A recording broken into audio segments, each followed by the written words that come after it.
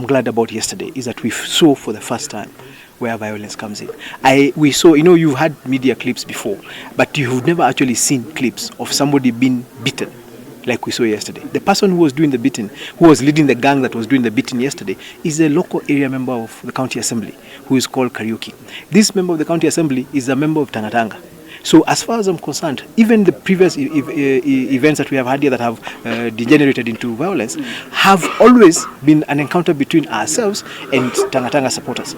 And what they have been trying to do is to grow the narrative that we are violent for their own part. I hear that there's been a commentary by some members of the business community that we are interfering in the business. First and foremost, it's important for them to point fingers where they're supposed to be pointed.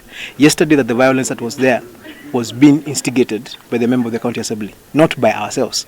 So if anybody is interfering with business, it is the area member of the county assembly. Second thing, it is important for them to understand I never go into meetings I have not been invited.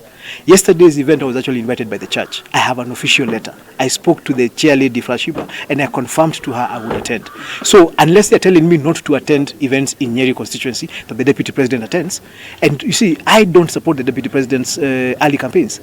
What is happening is something that is unheard of. It has never happened since independence, since the beginning of this world. We have never seen violence. We have never seen people disrupting meetings. We have never seen young men paid to come and disrupt functions. The people of Nyeri have always agreed to disagree peacefully on issues. And what we have seen is that the Nyeri member of parliament, that culture of violence, we see it in ODM strongholds, and he came from ODM. And it appears clearly that he has exported bad manners from ODM to this region. Yesterday was the third time in a row. The first time, he organized goons, and personally, the Gujiri Wabugu and other people who claim that they respect the president are really showing him a lot of disrespect.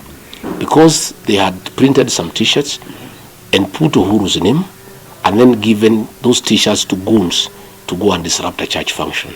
It is very sad that anybody can associate the name of Uhuru Kenyatta with people who are going to disrupt a church function. It is really, really demeaning to our president. It is very belittling to our president. And we as his people in Jubilee, we feel very bad that Gujiri Wabugu is really, really, making the president look in very